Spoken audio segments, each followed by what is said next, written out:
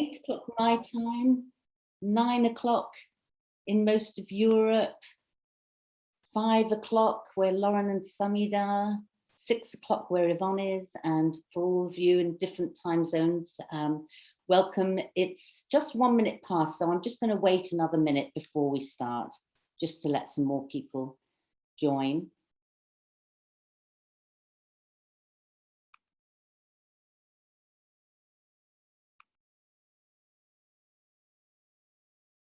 Okay, so you happy to let people in? Absolutely, I'll do that. Thank you.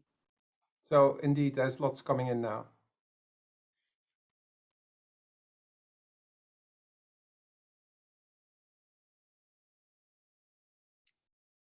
No pressure, Yvonne, Lauren and Samid, but everyone seems very excited about this session, as I am too. Oh, Aram has joined.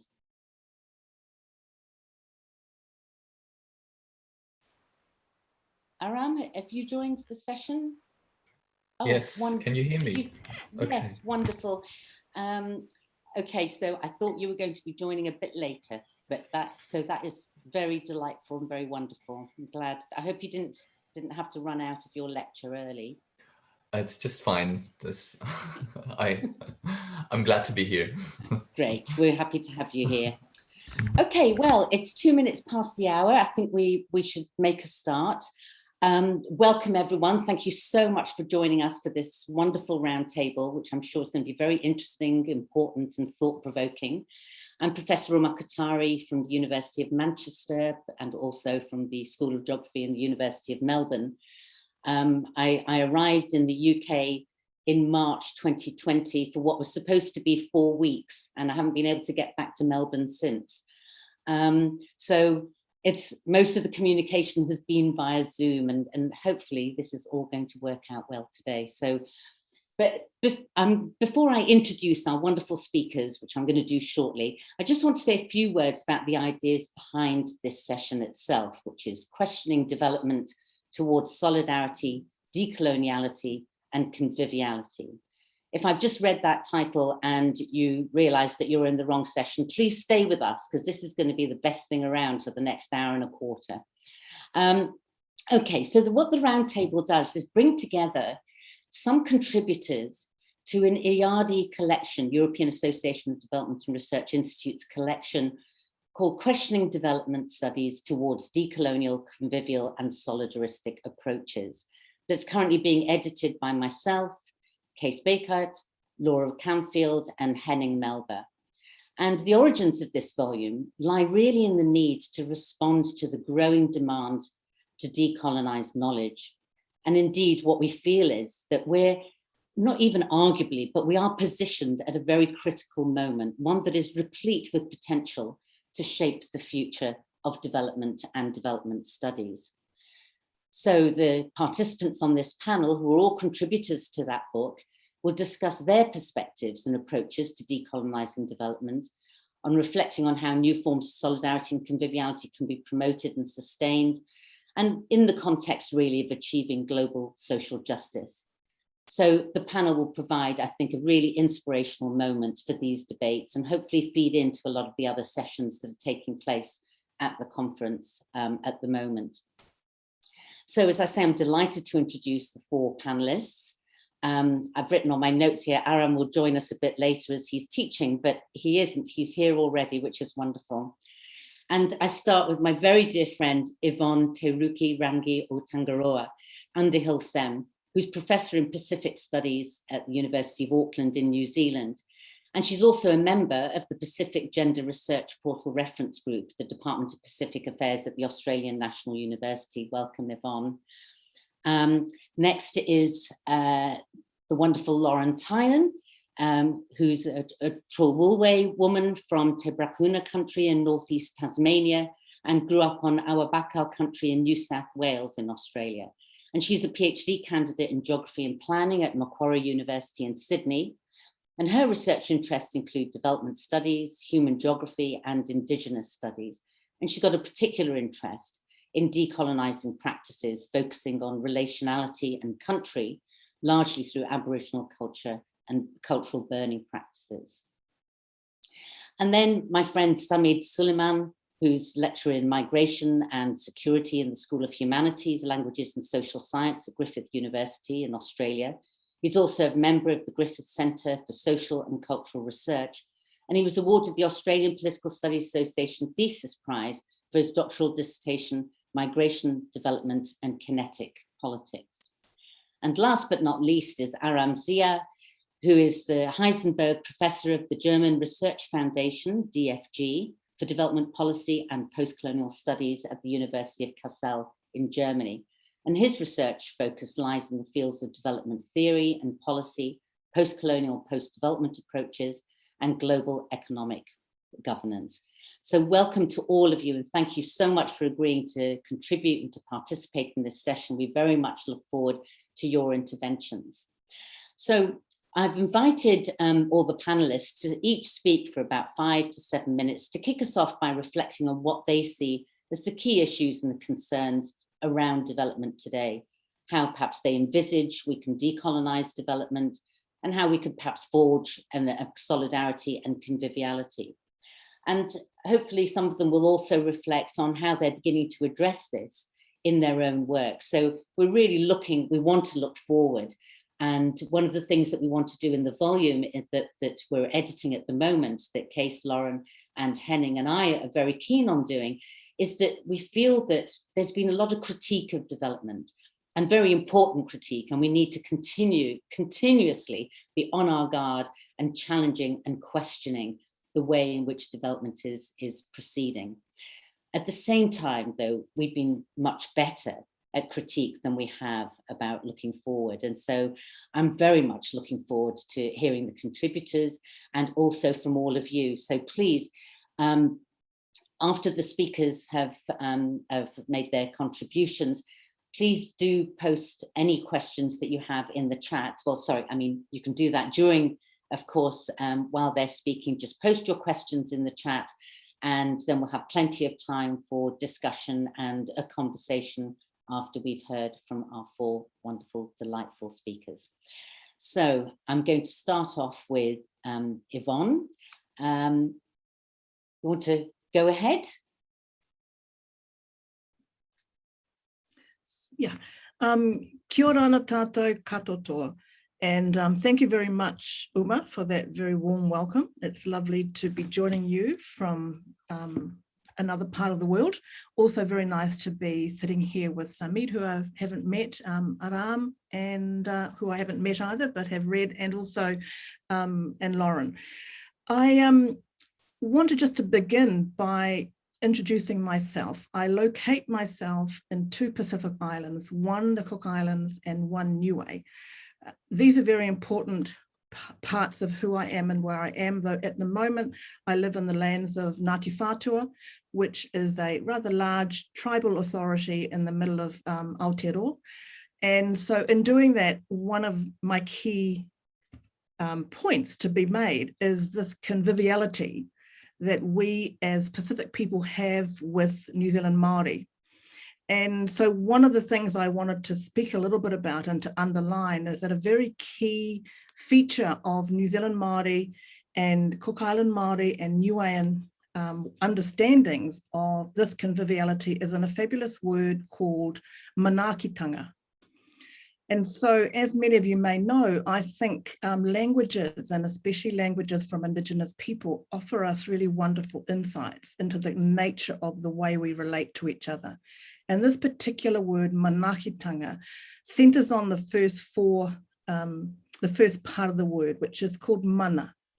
And mana is a word that travels right across the Pacific and holds within it and generates within it an important sense of relationality between people that begins with the recognition of their value to the world and to other people. And we begin from that notion of one's mana being something that we need to relate to.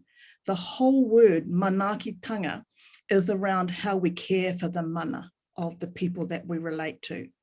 Now, while this might sound like quite a little bit of a bleak reference to development research, in Aotearoa, as part of a Pacific group of scholars, we've worked very closely with Māori scholars here, to the point now that this concept of Manaki Tanga has entered into the way in which we consider research in the whole country. And so we've been able to open the notion of research to a more capacious, with a more capacious definition that includes this concept that comes from New Zealand Māori language. And so I guess that would be one of the first thing I'd say, that we've been working really closely between New Zealand Māori and Pacific scholars to begin to infuse and embed in some of the major research policy platforms in Aotearoa that control the funding of research and the definition of what is excellent research. And this has moved through into our government policy where, for instance, at the moment, our Minister of Foreign Affairs is a Māori woman who speaks fluent Māori, is one of the first Māori who wears a tattoo on her chin, which is called a moka whakaui, and is an indication of how central concepts of mana have come to Aotearoa. And this means that when we begin to talk about development, we're beginning from a very different basis. We use the term development, we recognize it's located with it's got its colonial connotations, but we're able to infuse it with these other concepts, which is the beginning of trying to decolonize that development space, that policy and development space, but also the ways in which we understand research more fully. So that's one kind of point I wanted to make. Another point that's a little bit more with more reference to the Pacific pertains to the concept of solidarities. And I've been working very closely with a group of Pacific feminists who are recognizing the changing flows of funding in our region. And it's changing in all sorts of ways, but in such a way that we actually we need to have our own funds. And so we've been working in an interesting manner across a number of different countries. In our region in the Pacific, we are spread over the large Pacific Ocean. It's quite difficult to negotiate all the politics and tensions across that, but we have settled on an interesting model where we are going to begin to generate resources in that model and start being a much more active part of moving flows of money to areas where, in particular, women and feminist organisations are lacking. So I've probably gone over my 5 minutes, but no, can I keep going? Because I have another example. So the other example I have is one which kind of fits under the concept of decolonizing knowledge more explicitly. And it was a recognition that we really needed to make more discoverable other bits of writing and research understood in that most capacious sense.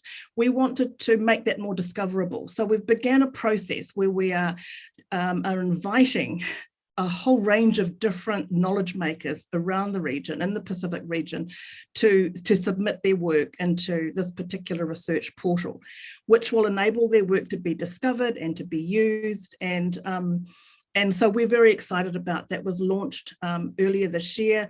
We still consider it to be a launch in practice, because one of the interesting parts of it is to encourage many of our Pacific colleagues to recognise the work that they do, whether it's a consultancy report, a thesis, an NGO report, a poem, anything that adds to the breadth of knowledge that we consider to constitute research that comments on the condition of people in different parts of the country, or parts of the region.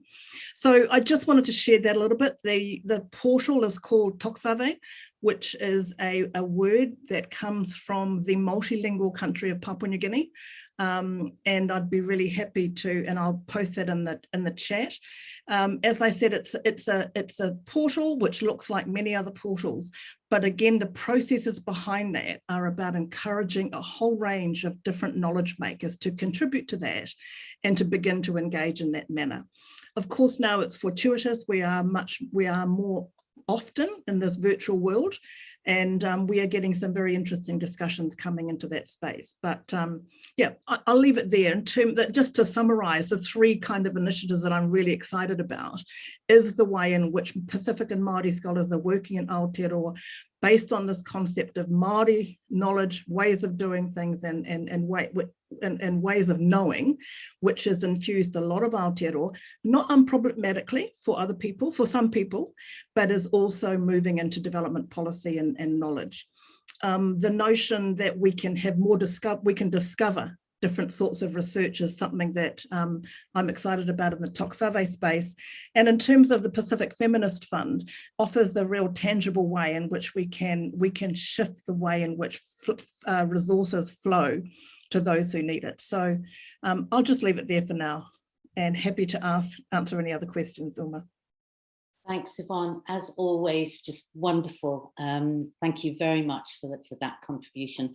For those of you who joined a bit later, we've got 4 panelists presenting. We've just heard from Yvonne, moving on to Lauren, then Samid, and then Aram. And we're going to hear all of the presentations first, and then take questions and have a conversation and discussion after that. So please do post your questions in the chat and I'll come to them later.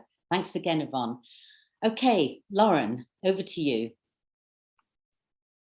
Thank you, Uma. Thank you, Yvonne. So as Uma said in the introduction, I'm a Trawlware woman from Te Pūkona country, which is in Tasmania, which is a small island to the south of Australia. So I'm a Tasmanian Aboriginal woman, but I'm beaming into you from Dharawal country. So that's on the mainland on the east coast of Australia. So in Australia, we often acknowledge the Aboriginal land where we are. So I want to acknowledge the Dharawal people and custodians who for generations have cared for the land where I am, to the point that I can share with you today.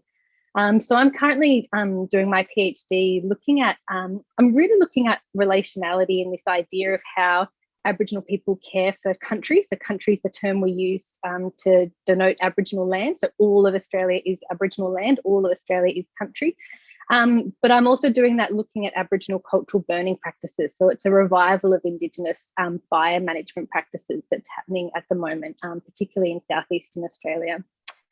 But what I want to talk about today is that as I'm, undergoing this process of doctoral studies, one of the biggest concerns that I'm sort of grappling with at the moment in terms of decolonising development and knowledge production is these concerns I have for intellectual property, for Indigenous cultural and intellectual property and research ethics more broadly. And so, it's something for myself. My research is working with elders from my own Aboriginal community in Tasmania. But what I'm realising is that I feel the more I go down this path is that research incentivizes and has these loopholes that actually exist where I could really just go and record the knowledge of my elders. So I could collect data and I could put my name to it and publish it and speak in international conferences around the world and become an expert and profit off the knowledge that's being shared with me. And so it's something that I'm grappling with a lot because I don't think the answer is stricter research ethics. I don't think the answer is more policies. For me, I really feel like it's about relationships. And so one of the main things I wanted to flag today is the ways that I'm sort of thinking about decolonising knowledge and knowledge production is through those relationships and that idea of relationality. And really, I think that's because that invokes a sense of responsibility in our practices as we're undertaking this. But also a form of what Sean Wilson refers to as a relational accountability. So that idea of being accountable to the relations that we have in the research relations. But the other thing I've been grappling with is where those research relations and that relationality really sits. And, as for many of us being impacted by COVID-19 and what that impacts on our research. So I have been unable at times to travel down to Tasmania because I live on the mainland. But also I have a 1-year-old, I have another baby on the way. And what this means is that I can't fly in and fly out and do the research in the way that I envisioned. But maybe I'm realizing that's because the way that I envisioned how research happens is quite a colonizing lone wolf way of researching. And so part of that relationality is actually realizing that I shouldn't feel this is a limitation, but actually it's part of my responsibilities and obligations to my family and my wider family, which is also my research relationships, that I attend to those relationships. So that includes raising strong Aboriginal babies here in my home, which is the future of our Aboriginal community and where we need to go. And so for me, I think that those relationships and nurturing relationships is a path to decolonisation, but I don't think it's necessarily easy. I don't find it easy. When I haven't picked up the phone and called back and checked in with people back home or the people I'm researching with, there's that guilt you carry because it's not easy and you have an accountability there. But I also just wanted to point out as well that I think in those relationships, it's relationships to people, but when I'm thinking about decolonisation as well, it's also relationships to land. So I'm also speaking from a very strong point of that for me, the ultimate goal of decolonisation is that return of Indigenous lands. And that is also a restoration of relationships through that return as well. So I'm not sure how much time I've taken, Uma, but they're the main points I wanted to get across, and I'm happy to answer more questions as they come. Lauren, that's fantastic and follows on brilliantly from Yvonne's contribution. Thank you. I think we're just building up a really lovely set of ideas to discuss and debate. So thank you very much for that. Okay, so we move on to Samid Suliman from Griffith University. Thank you, Emma, and thanks to the previous speakers for their wonderful contributions. I would like to acknowledge the traditional owners of the lands on which I live and work, the Jagera and Turrbal peoples, and pay my respects to elders past and present, and to also recognise that this land was never ceded. I have a lot to talk about and very little time, so I'm just going to sort of word dump a little bit. I guess the key issue that I've been grappling with in my research over the past decade now is the relationship between migration and development, and really trying to complicate and trouble that relationship as it often appears is manifest in both the governance and management of migration, but also in the kind of epistemic frameworks and bodies of knowledge that upon which that governance is built. I guess the contention that I want to kind of start with is that mobility has been and continues to be colonized through development. So if we understand development not as a linear process, but as a to quote Phil McMichael, as a method of rule, right, as a way of ordering the world, it's a political project. That human mobility has been co-opted and disciplined through the pursuit of development, and particularly the pursuit of development through the 20th century with the rise and I guess entrenchment of the hegemony of the nation state as the primary organizing framework of human existence. So what I'm interested in doing is to both understand the ways in which this kind of state-centric, static, and sedentarist way of understanding human mobility continues to be reproduced in what was up until March last year a hypermobile world, right? So if we are a globalizing set of communities that depend increasingly on movement and mobility, why is it that we still look askance at the mobile subject? Why is it that we see migrants with such fear and trepidation and seek to reduce the footprint and imprint of migration on the world? So what I'm trying to think through is how we can better understand migration and mobility as a constitutive dimension of human existence rather than just an outcome of human activity, something that happens because something else happened. So what we see a lot in both the governance and literature on migration is that there's a kind of causal relationship assumed that migration happens because of development, one way or another, or vice versa. What I want to impress is that migration needs to be understood as a constitutive dimension of development, and through re-narrating, understanding that history, we can better think through what needs to be done now to transform this state of affairs. So what I want to sort of throw out there as potential ways forward is to encourage everyone to really think critically about the ways that we normalize certain tropes, certain assumptions, and certain normative dispositions around the movement of human beings, and try to resist the kind of impulse to settle everyone in their place. So I think where we find a tremendous challenge, but also tremendous possibility for rethinking the coordinates of human life to find new mechanisms, institutions, and possibilities for convivial social relations and forms of justice, we do need to start moving beyond the national as the frame of reference for decision making and action on the governance of the governance of the movement of people. So I guess, yeah, just to give an example of how I'm sort of doing this in my own research in two ways.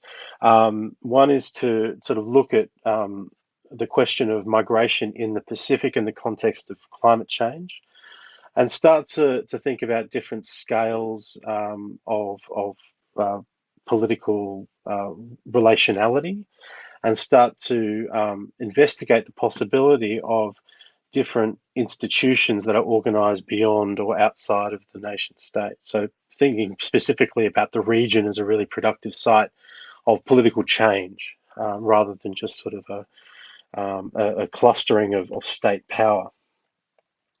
The other way I'm sort of thinking through movement in collaboration with a colleague, Kai Barry, who you know very well, is to really think critically about the relationships between human mobilities and non-human mobilities, and think about the ways in which the pursuit of development impinges on the capacity and capability of humans and non-humans to move in ways that really stifle and stultify the possibility of a just, humane, and dignified existence in a rapidly changing climate. All right, I'll leave it there, and I look forward to the discussion. That's great, Samid. Thank you so much. That's brilliant. I love that sort of connection between yours and Lauren's and Yvonne's around that sort of challenging people and settling everyone in their place, and that whole notion of place and what it means to us and how it sort of fits into and is invoked in the work that we do and in our strive towards certain kinds of solidarity and social justice. And also, I think the second sort of really strong connection is the whole idea about, excuse me, the region, and Yvonne talking about the Pacific and trying and bringing people together, going beyond that sort of the local place, going beyond the state, and really thinking relationality at the regional level. So thank you very much, Samid. That's brilliant. I feel like this is all being fantastically choreographed, and you're all building on each other. So thank you. And no pressure, Aram. You say whatever you want to. Over to you. Thanks a lot. Uma, would it be possible to share my screen and show a few slides? You're muted. Sure. I think you try sharing your screen. If you can't, then we'll make you co-host.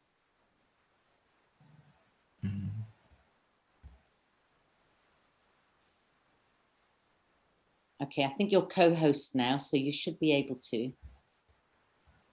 Okay.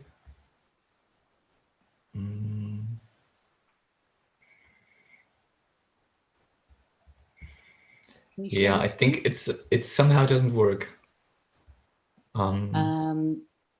Okay, but actually, no matter. Not really a problem. So sorry about that. No, don't worry. So basically, I've got a few points I would like to make.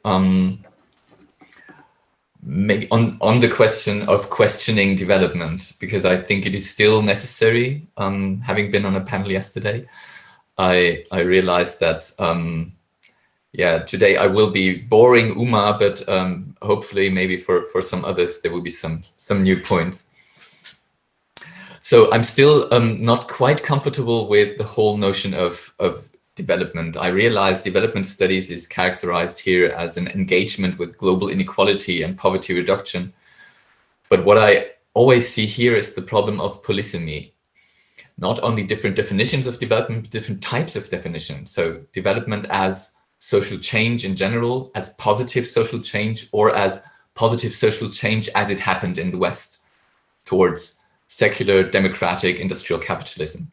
I think this has always led to misunderstandings, sometimes productive misunderstandings, but it has also enabled what Dev Gasper has called the beyond criticism gambit. So if development is defined normatively as something great, then we are in fact obstructing the critique of development organizations by saying, oh yeah, if something bad happens out of a development project, it was not really development, because development is improvement of the lives of people, etc., etc. And I think it is useful to remember where it actually came from. And development in the sense of developing the underdeveloped regions came back in the midst of the 20th century. As we all know, Truman and Truman's speech, but my point is we cannot think of Truman without thinking of Lenin and Gandhi. So a very shorthand here. But development as we came into being as a new program to legitimize a capitalist world order in the global south through the promise of affluence. The promise of affluence without getting rid of capitalism at a time where the colonial ideology was losing credibility and a new framing of North-South relations was needed to maintain access to the raw materials of the South and the corresponding division of labor. So development was an antidote against socialist and anti-colonial revolutions. And this is what we always have to bear in mind. So we still have to consider the capitalist world order if we're thinking about development studies. And yeah, sometimes I think this is too easily forgotten. So development thinking was a new frame, but it was still linked to colonialism, to the idea of transforming geocultural differences into historical stages. So the self is the norm, the other is the deviant, deficient other. Difference was always interpreted as backwardness, as Ashish Nandy or Henning Melber have written like 30 years ago. And it is still based on the idea of the universal scale, and it is based also on the idea of trusteeship. And I think we have to get rid of both of them. The idea of trusteeship, that some people know better, that experts know better how the lives of others can be improved. And this type of thinking continues to displace 10 million people each year. So the research on development-induced displacement is still counting terrible numbers of people losing their homes because of projects designed to improve their lives. And we need to problematize this universal scale and this idea of trusteeship in general. And post-development does just that. So it takes seriously the rejection of the universal scale and the rejection of trusteeship, and looks for numerous ways of living a good life, exploring the potential of non-Western models of the economy, models beyond the ideas of the homo economicus, the rational, utility-maximizing individual. The economy based on individual private poverty and economic growth at all costs. And models beyond the conceiving politics as representative multi-party democracy in the professional class of politicians. Models of knowledge beyond Western science, beyond Cartesian rationality and the Baconian view of nature. Seeing nature as a dead resource to be exploited. We need to move beyond these models. And I think what post-development suggests is here to enable learning from the South as well, especially from the point of view of Europe. And if I'm talking here about Western models, it is actually too short, because These are the models that have become hegemonic in the West, but they have been contested and they still are contested. We have to think of post-development also in the North, not only looking for, say, salvation elsewhere in the Zapatistas that are just now visiting Europe. No, we have to look at ourselves in the sense of these movements, social movements in the North, questioning the North. And I see them, for example, in the degrowth movements or in the anti-coal protests that we have here in Germany, which are interestingly also using slogans like "We are nature defending itself." So questioning the whole idea that we are apart from nature and we can actually rule over nature, or we have to preserve nature. No, we are part of nature. This is, I think, a shift in thinking which corresponds very well to these ideas of post-development and going beyond the Western models. And I would like to close with Esteva. And I would like to close also with what has already been mentioned, the pertinent question of migration. Gustavo Esteva, when he was asked what could be the lodestar of the society beyond development, he answered hospitality. And this seems to me a pertinent suggestion at a time where Europe closes its borders against migrants at the cost of thousands of bodies in the Mediterranean, and the EU using illegal pushbacks to defend its privileges. So I think there's a lot of work to do in terms of decolonizing the relations between North and South. And yeah, migration seems to me a very important field where to start with. Thanks. Fantastic, Aram. Thank you so much. That's been really a wonderful way to bring some of these ideas into a sort of wider discussion and debate around development. So thanks to all four of you. Fantastic, provocative, important and interesting contributions. There are a few questions in the chat, which I'll come to. So please, can I just ask everybody if they can just post their questions in the chat? But of course, if you would like to ask your question, sort of in person, but so that we put your video on or put your hand up, and then you can pose your question. So thanks again to all four of you. I wonder if while people are just thinking of their questions and comments that they'd like to make, we've got a few up here, but whether maybe starting with Yvonne and Lauren, whether you could say something about what you've sort of alluded to, but also actually addressed quite directly in certain parts in your contribution, was about not just how we do research, but what research is. And Lauren, you talked about the ethics of research, and both of you spoke about who does research. And I wonder if you could say something a bit more, because it seems very foundational to me and to many academics, where we're encouraged to do more and more research and publish and get outputs in sort of high-ranking journals. How do you envisage what we at the moment? I'm sorry, this is quite a big question, but just some comments from you and Aram and Samid as well, if you'd like to contribute. If you could say something about what do you think research might look like? What do we mean by it, Yvonne?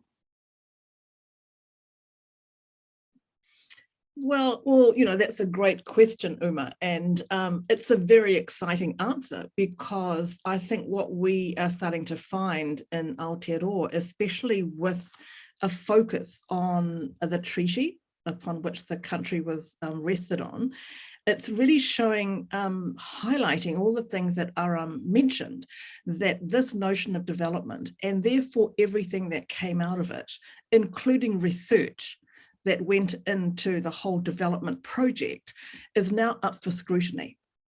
And there are a lot of questions about who is it that is doing this research and who isn't. And there are a lot of, recently, just in the last week, where we made a major systematic shift in the weighting of research points, if you like, given to Māori and Pacific researchers in all areas. And so that was that's a shift that signals to the system of research, is that to say that we've got to look differently. And what that means is that we are getting groups of early career researchers who are able to pivot on their particular position as Māori and Pacific, as Indigenous researchers. They can pivot on that position in order to undertake research that is very different. For a start, it's most often multi-authored. Secondly, it's mostly multidisciplinary, if not transdisciplinary, whatever you want to call it. Thirdly, it includes languages beyond just English and requires an uptake of that linguistic capability that especially those of us in Australia and New Zealand, and I say those two names in English, often struggle with. So, you know, I think this hasn't come early. This has been 30 years of fighting and struggling with the state. And, you know, so we are just in a way enjoying a little bit of a moment to say, yes, we've been seen. And we're having a little moment where we're able to encourage early career researchers to undertake this kind of research. And there are enough of us now to support it, to validate it, to justify it, and to be able to shift some systems levers to make it also credible and valuable and recognize for the excellence it brings. So it's been an interesting, in the last couple of weeks, it's been an interesting moment to see where this is landing. Thank you, Yvonne. Lauren, would you like to add anything to that before we go on to the questions in the chat? Only to say that it's a question I ask myself and my supervisors almost weekly, trying to figure out what research is and what I'm doing as someone new to research, and I'm still baffled by what it is. But for me, I'm also seeing that what research is looks very different to how I am now also still being trained to be a researcher, because for me, research is sitting with my elders, it's walking through country, it's hearing my elders and knowing that they are talking like scientists, even though they're not recognised as scientists, and they are researchers, even though their knowledges and their positions are not traditionally seen as that of a researcher or an expert. So for me, research at the moment is vastly different to what I have traditionally been taught and what I'm still being taught that research looks like. So I'm very excited to be doing research in ways that isn't necessarily following that path. And that's what keeps me here, because if not, I don't think I would be here. Thank you, Lauren. Thank you. Samid and Aram, I'll come to you in a bit. I just think maybe we could turn to some of the questions that have been posed in the chat. Marina Cadaval, would you like to pose your question yourself? If you want to put your video on and... Yeah, hello, good morning. Yeah, hi, good morning. Sorry, I cannot use my camera, but I can speak by myself.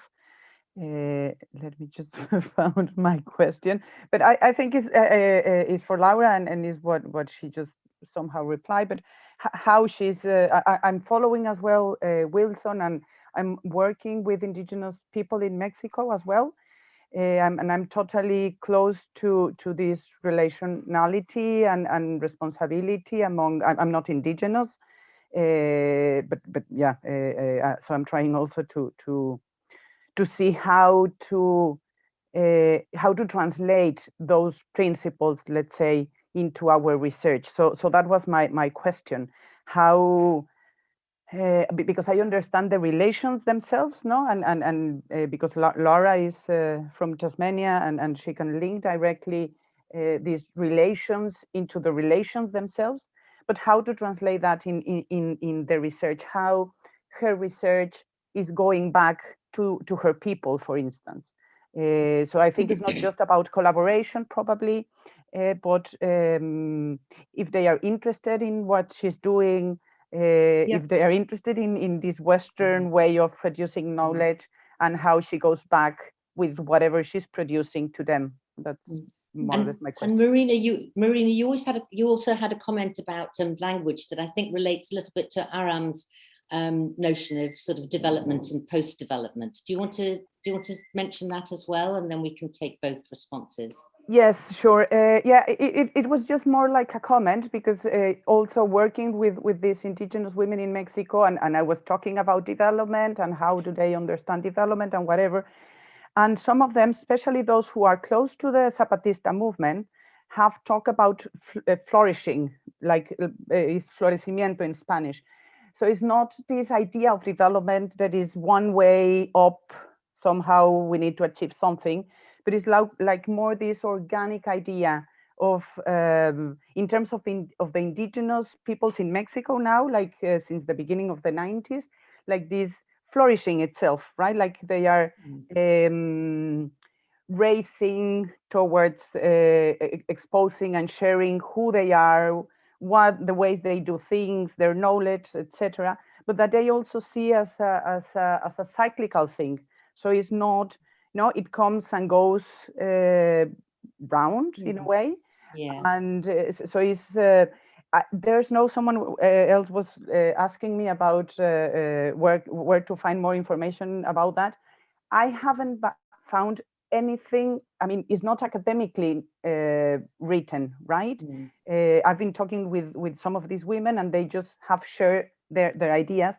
There's something still to probably from this Western academy to probably write down or theorize, but I haven't found anything. If probably in the Enlace Zapatista, there's of course a lot of information, but not systematized, let's say. Thank you. Yep. Thank you, Marina. That's wonderful. And before I turn to Lauren and Aram, just to say that David Castells, Quintana, and Su Ming Ku, if you'd like to pose your questions after Lauren and Aram have responded. Lauren, do you want to go first? Yeah, thank you so much, Marina. So for me, where I needed to start when I started this research was actually looking at that idea of relationality and responsibility on a broader scale. So I didn't even have established the research project and the topic necessarily, and the relationships with my researchers in Tasmania. So for me, the first paper that I wrote for the PhD is called Thesis as Kin, and it's looking at the whole research process as relation. So literally, when thinking about the word thesis, if you break that down, it's the sis. So looking at the thesis as a sister, as a relation to whom I hold obligations and who holds obligations to me. And from there, looking at the idea of thesis as kin, as also broken down to thesis asking, like thesis is asking you questions. So it's this sort of more than human relationality in the whole research process beyond the humans and the people that are the participants in the research. So for me, that was important in terms of reframing the research and responsibilities and relations, but also, again, because I'm working with fire, it was even looking at this relationality to the fire, and that fire leads the project, not necessarily me or even the humans who are doing the fire, but the fire is leading it in different ways.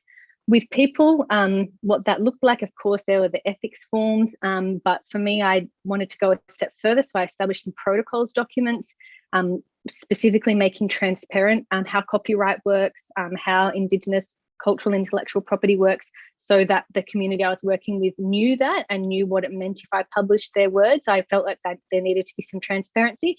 But to my surprise, the community said, no, we're actually not interested in this protocols document and talking about benefit sharing, because they did come back to this idea of family and said, no, we work this out as family business and it's organic. It's not something that's defined and written down for the academy.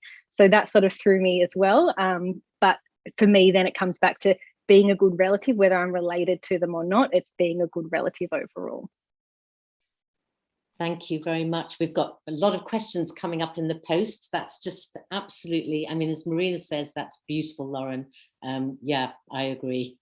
Aram, do you want to respond briefly as well? And then we can start moving on to some of the other questions. Yes, well, actually, I think it was more of a comment than a question, but it, yeah, reminds me, of course, that the whole idea of the pluriverse, in contrast to the universe, is captured so well in the Zapatista slogan of a world in which many worlds fit. And I think this is a wonderful way to go forward. And the flourishing also seems to me a very, very promising metaphor for, for an organism of people living together. So thanks. Thank you. Okay, so David Castel Quintana, would you like to pose your question? Hi, thanks. No, it was more like an overall comment. Sorry, my camera is not working. That's okay. No, I mean more general philosophical comment probably on. So when we talk about decolonizing development, but my feeling is we change the terminology, but we come back to the same, right? So okay, we don't want to call them developing countries, like call them the global south, or so if it gets a feeling that we end up like just changing the terminology or trying to add cool labels and all that. But so for me, it stops when you talk about the topics and not the places. I mean, if you want to discuss inequality, you talk about inequality, and you don't make the difference between the global north and the global south, blah blah. Or if you concerned about poverty, then that's the issue, is poverty, right? Yeah. But whenever we relate to what happens here, what happens there, what is my perspective, what is your perspective, you end up colonizing what you thought you were decolonizing. So I mean, sorry, that's just my perspective. Thank you. Okay, we'll just take a couple more questions if that's all right. So we've got quite a few here. Su-Min-Ku, would you like to pose your question, and then I'll come to Jonas Ewald. So I suppose I want to continue with David's comment also a little bit. So my question for Aram is, where does getting rid of polysemy, if it begins with post-development, where does it end? So while I always agree with everything that Aram says, the one thing I don't agree with is the strategy, which is that we should abolish the words that bring difficulty, because this can be a way of hiding rather than facing up to the difficulties that have been caused by 500 years of colonialism. And if we're going to look at even the themes of the conference, solidarity first has meant terror, patriarchy, imperialism. Justice has meant colonial property. Peace has meant war. So do we get rid of those words, solidarity, justice, and peace as well? Because they have meant all those things too for 500 years.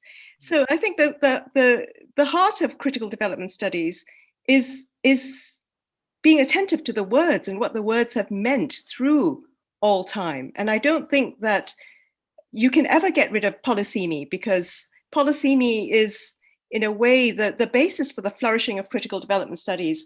And it's simply a fact for the pluriverse, because different meanings are always going to be there. So, and most of those meanings were not created by us, those who would prefer not to have those other meanings. So I think while I agree with everything that Aram says, I don't agree that you can get rid of polysemy simply by substituting a different word. And I don't think it's helpful to critical development studies either. Thank you, Su-Ming. Yeah, it's always good to not agree with everything that somebody says. We always need to keep a little bit of a challenge there. Jonas Ewald, would you like to pose your comment to Samid? Okay. Or, I mean, if you want to, or I can, yeah, you go ahead. Yeah. Hello, everybody. Very great panel. I'm so exciting from all the good ideas that came up here. But there are two questions. One I just reflected over from Samid, that you talk about this, which I think is good, trying to go beyond the state-centric perspectives and develop something else. But what is that else? How can we envisage another type of practical order that we can work in?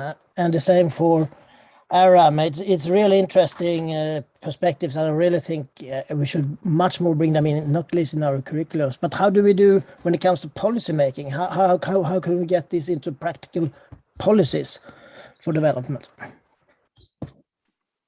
Thank you. Thank you. Thank you.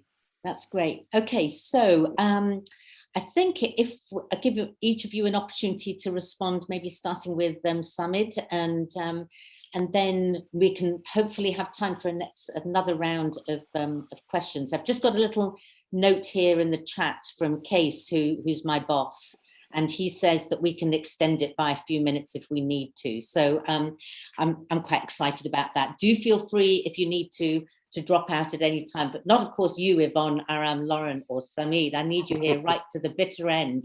Okay, so we've got a lot more questions. Jonas, thank you so much. Lovely to see your face again. Okay, Samid. Great question. Thank you so much. Look, there is no easy answer. And I think part of the answer kind of relates to the preceding questions and commentary from my colleagues, where the question of thinking about it, as you say, some sort of practical order, how do we govern ourselves and, in ways that are just, equitable and fair and not too harmful, has to do with how we constitute knowledge, has to do with how we enable or constrain our capacity to imagine different ways of organizing. And I think, thinking about some of these questions in the university context, we do need to kind of really do what we can within our various roles and positions to push back on the kind of research monoculture that gets imposed from above, and to find ways to kind of create, flourishing spots of, fertility and interdisciplinarity and collaboration, where we can find new ways to think about these questions about, or how do we govern ourselves, right? So anyone who's read James Scott kind of knows that, to see like a state is but one way of seeing, right? So there are other ways of thinking about order and disorder beyond the kind of Westphalian coordinates of the territorial nation state. Now, I'm not such a fan to suggest that states are going to go away anytime soon, although in a lot of ways that'd be fantastic.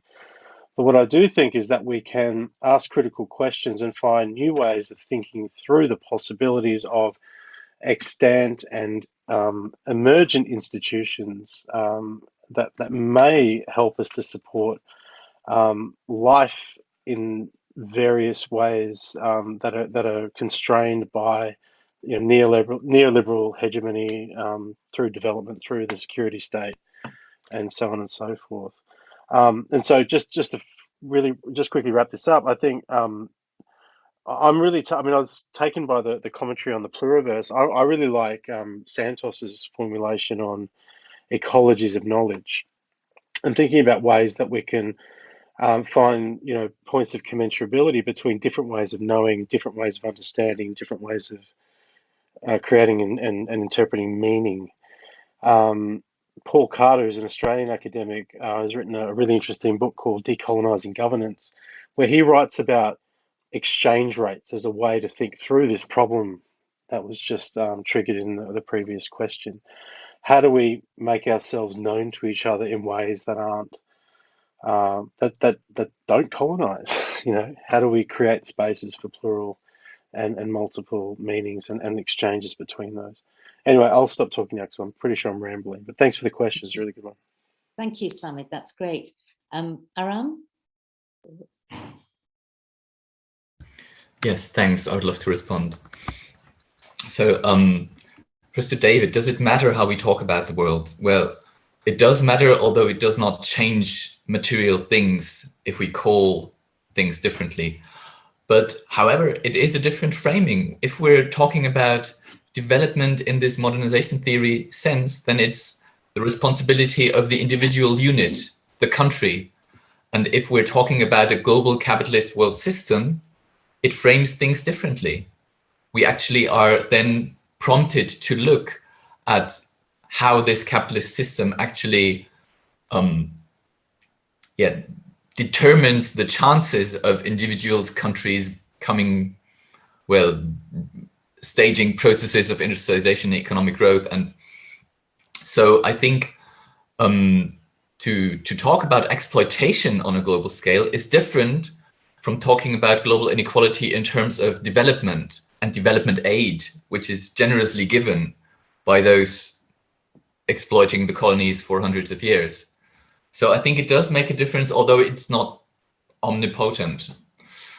And I think, yes, you are perfectly right in saying that the divide between North and South is sometimes being reproduced. And this is why I thought it was important to talk about post-development also in the North, because it is a fact that similar phenomena in the North and the South are then called differently and described differently because they are taking place here in Europe or elsewhere. Talk about social security versus conditional cash transfers, or there are so many examples where basically similar phenomena appear, but I mean, almost everything that happens in the global South is subsumed under the rubric of development.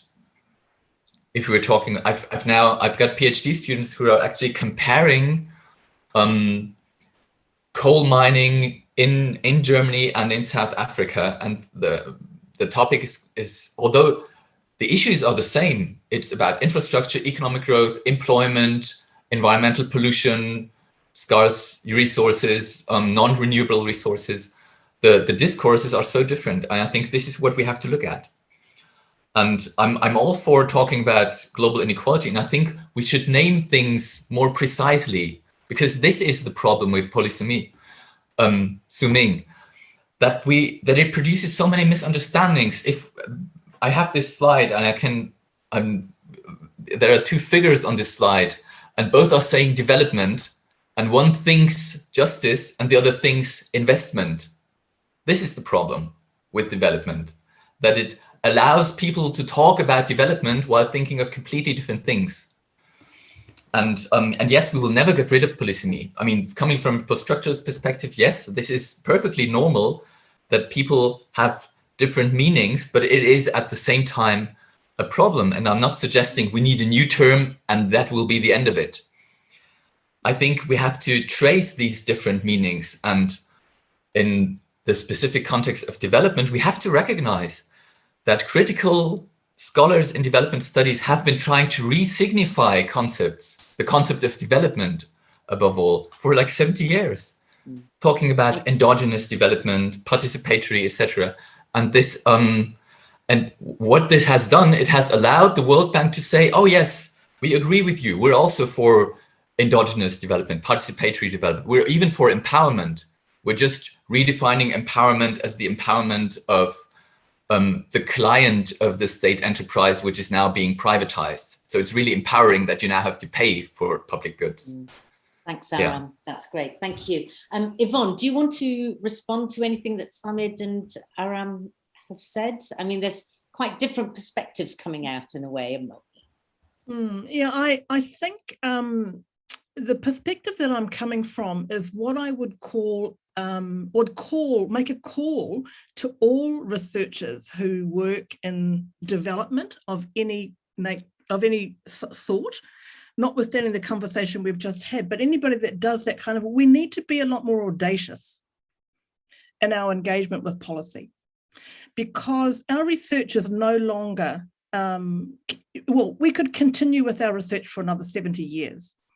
And I do think that there is a really strong call from our emerging scholars for more advanced scholars, more older scholars have been around for a lot longer in the academy, to be a whole lot more audacious in the way in which they engage with other knowledge makers. And those knowledge makers are governments, they are policy makers. So are we seeing that audacity with obligation? Are we seeing active engagement in these kind of key structural places in terms of reviewing research, the way in which we do research, the way in which we fund research, the way in which we have ethics around research? Are we all reaching into those spaces and doing the work in that space, or are we leaving those spaces for others to populate them?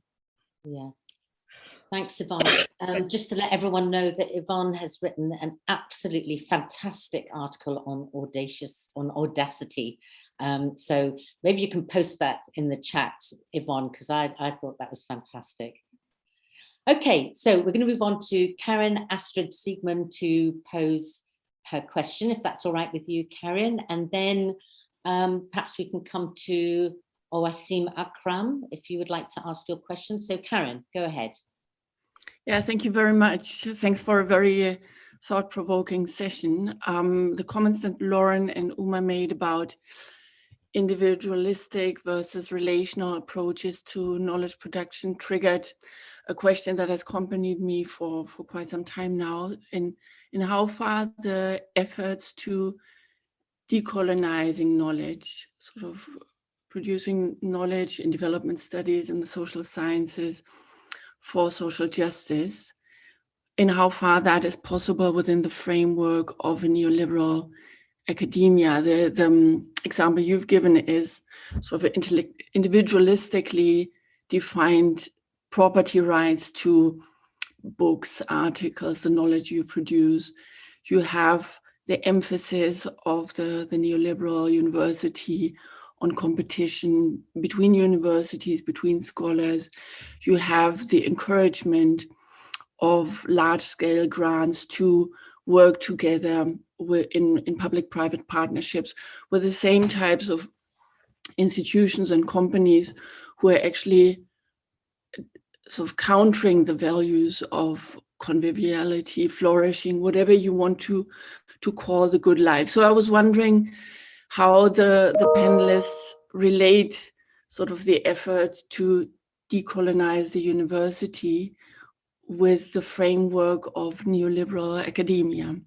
Thanks. Okay, so that's a wonderful question. Thank you so much. I think that Yvonne and Lauren have touched upon this a bit already. So let's just go around. Lauren, should we start with you? Great question. Not without its challenges, but I think it's possible because I do think there is a rise at the moment of co-authorship and more collaborative knowledge production that's happening in the academy, even though there are still incentives for individual publications and outputs. Although my concern with that, though, is, and particularly when looking at things like Indigenous knowledges and other forms of knowledges, which are now being monopolised and marketised, is that there's also a grab where lots of academics are saying, oh, we need an Indigenous person on this, or oh, we need someone's name on this to make us look like we're doing the work, or we should be doing more co-authorship, so let's just put more names. And it can be tokenistic, because I think the level that needs to come in is about that benefit sharing and the sharing of what is actually wealth that exists in the academy. So for me, I have a lot of trepidation about becoming an academic in terms of the salary, and it is, you know, in Australia it's not bad, but what does that mean to be co-authoring with people, and are they getting paid for their knowledge in the same way that I get paid, may get paid, not at the moment, but may get paid every day for the work that I'm doing? So I just would say I think it's possible. I think we need to do it to challenge that neoliberalism that is still always going to want to incentivize individualism. But at the same time, neoliberalism is so crafty that it is now starting to incentivize things like Indigenous knowledges, and we need to be careful of that too.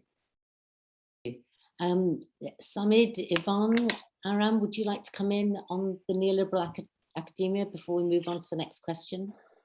Yeah, I think the way I get around a lot of these problems is being too busy in my role as a lecturer with teaching and pointless administration to worry about having to ever actually do any research. But that's a terrible joke. I think, yeah,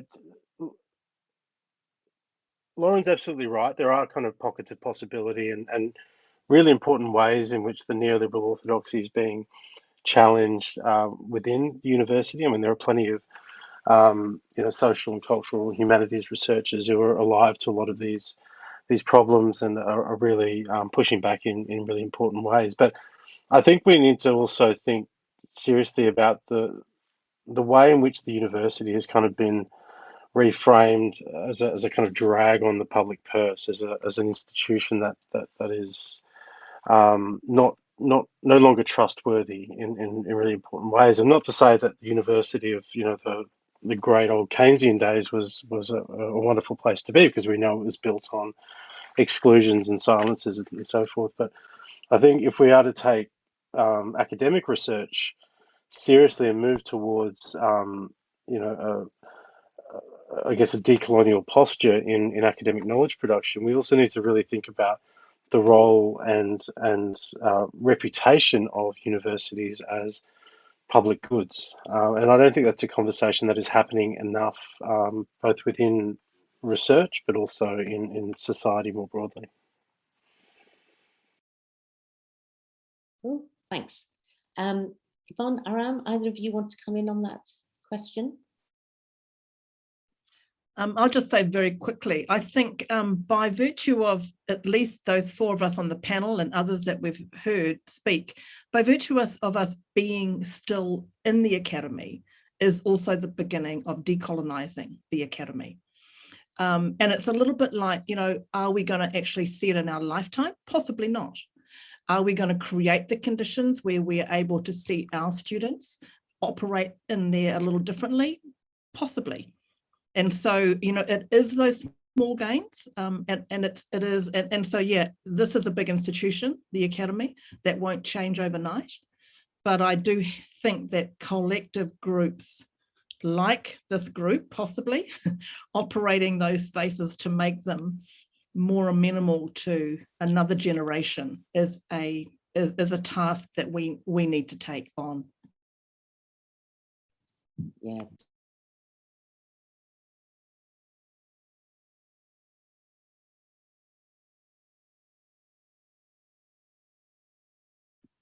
You're muted, Uma.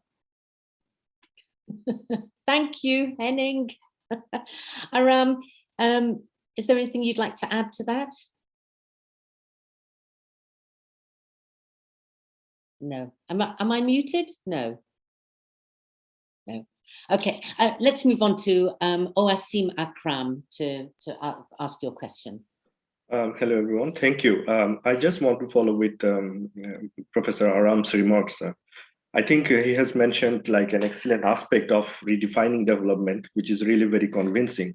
I just want to add that it is also important to rename and then define our effort and intervention at the same time, because only redefinition doesn't really solve the issue completely, because we keep the same buzzword active when we redefine, and any word itself has its own power. So think about the term development. From my experience of 12 years as a development practitioner in Bangladesh, I have observed very closely that for most of the extempore I have worked with, development doesn't really mean development for them. And this has also challenges the whole notion of the applicability of the term itself. So now the term is deeply institutionalized that I really doubt we would get rid of it in sooner future. So how do we rename them? I think this is going to be a kind of revolutionary attempt, which is really very crucial at the same time. Thank you. Thank you. Thank you. Aram? I don't know if Aram is... Sorry, Oasim. Oh, Aram, there you are. I've got... Do you want to respond to that? No, sorry, it's okay. I was just going to say that we had already examples here from my co-panelists, which were, yeah, good examples for the direction in which we should be going. Thank you, thank you. Okay, so I think Julia Schonenberg, you have a comment. Would you like to make your comment before we sort of wrap up? Hi. Hi, I think I'm good. It was just a comment to the discussion on the chat. Okay. I don't think I need to take up the time. I think, well, if I can sort of paraphrase, I think that you raised a really important issue there about, you know, what a good life means. You know, what does it mean to all of us, and how different that is in many ways, and what that means can't be universally defined. So I think those are key kind of questions that, you know, all the speakers have responded to in some way. Okay, well, so yeah. Anybody else like? Is that okay? Well, yeah, it's essentially about what Aram also mentioned in terms of, you know, the pluriverse, and obviously the difficulty about or the problem with development is its claim to universality. But if we assume that the good life is different for everyone, then at least there needs to be some common ground where you know, everyone can lead the good life according to their own vision. And you know, what I try to do, being based in the global north, being based, you know, in a certain community and in a certain space, I can only start from here and think about how I'm implicated and entangled in everything that we understand as development. So rather than, because as development scholars, we always tend to, look far away, I think really doing development research and doing development work and practice is about starting at home. Thank you, Julia. Okay, well, we're on 9:15 my time, 10:15 for some of you, 5:15 in the evening, so 7:15. There's all different time zones. I think we've kind of come to the end of the session, but I would like to just make a comment and ask our panelists just briefly respond or make comments about any of the discussion that we've had.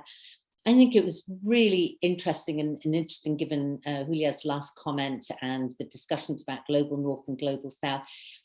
I thought it was brilliant the way in which Yvonne, you and Lauren located yourself and yourself in place and yourself in country and yourself in relation to other places and other people. And I feel that's a really incredibly positive way forward. And Samid, you mentioned that about, why do we need to confine people in place and why we identify and locate and embed and entrench them in that place, thinking that that's normal rather than mobility and movement or even sort of anticipation or connection to other people in other places. And I think Aram too, you're kind of the idea of the pluriverse and the ways in which we think beyond ourselves and we think about other places.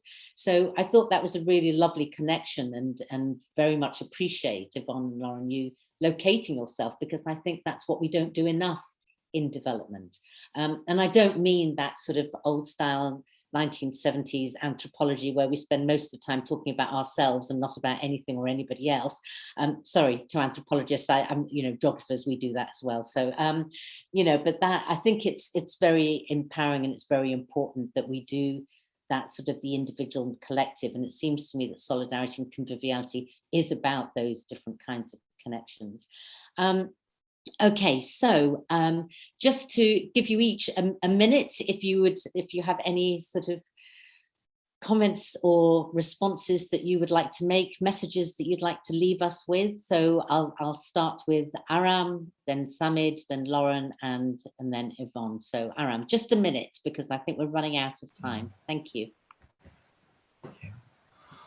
I think I would just close with articulating my appreciation actually not only for this wonderful panel and for the wonderful panelists, which I got to know a little bit more now, but also in general for, it has already been mentioned, the EADI conference now being held under the topics of solidarity, peace and justice. And I think we are moving in the right direction by talking more and more about these issues and less about economic growth, productivity, and things which are increasingly questioned. So yeah, thanks for organizing this panel and for moving EADI in the right direction. Thank you. Samid. Thanks to Uma and Kiz for organising this event and inviting me. Thanks to the co-panelists and to the audience for attending. Look, as people, as researchers who are engaged with thinking, theorising development as as a contested political project, I urge you all to don't forget about migration, to think seriously and about human mobility and non-human mobility for that matter, as central concerns within development studies. I think for too long, these have been relegated to second or third order concerns, when the entire discipline is, and the knowledges that the discipline produces to feed into, governing, really depend on, I think, a really problematic rendering of movement in life. So. And as a kind of follow-up to that, I think it really behooves us to move beyond our disciplinary strictures. I know that development studies tends to be interdisciplinary in some ways, but I do think that creative and humanities research has a lot to offer in this space, and I think we need to keep moving towards other ways of seeing and listening and knowing. So I guess in short, less data, more stories. Great, thank you. Lauren. I think it's about starting with where you are and who you are, and I think positionality is incredibly important. So, wherever we are in the world, there are peoples who have story and belonging to the land. And I think it's about knowing those histories and knowing those stories, and therefore the implications for ourselves as individuals, as communities, but also the implications for how development has occurred and will continue to occur in the future because of those stories and those histories that are still within that land and still held in memory by many people. So I think that it's the community, but it's also going that bit deeper of the land and the memory and the implications that has on the actions we take. And thank you to everyone for your beautiful contributions. Thank you, Lauren. Yvonne. So I just wanted to share a comment that was made just a couple of days ago in a Māori Pacific research group we were working. My colleague Linda Tuhiwai-Smith, who's written an interesting book, a very important book called Decolonising Methodologies. And she said, as an Indigenous scholar, people always say you Indigenous folk are always looking to the past. And she makes very clear that the past is always here with us now. And so that shift in temporally re-understanding where we are here and now adds to that dimension, the different dimensions that we need to operate in. And so I just want to leave it there. I think this area we call development has the opportunity to recognise a whole lot of other dimensions. And as a mobile Pacific Islander, Samid, many of those dimensions cross my daily life path. So finally, thank you for being on this panel, and thank you, Uma. Lovely to see you as usual, and Keith for organising it. Kia ora. Thank you. Thanks, Yvonne. Okay, so thanks to everybody who participated in this session. I think it's been fantastic. Thanks to Yvonne, Lauren, Samid and Aram for, as always, beautiful and very important and thought-provoking interventions. I just, before I leave everybody and allow them to move on to the next sessions, Eilish, Dylan, I like your comment in the chat that you're left to reflect upon thinking about audacity, hospitality, the good life and solidarity. Well, that's a beautiful way for a Wednesday morning. Well, it's morning for me, maybe evening and afternoon for others, but I feel very inspired by that comment. Thanks, Eilish. I feel like I'm also leaving with a lot of good feelings and good thought amongst great friends. Thanks very much for all of you for participating.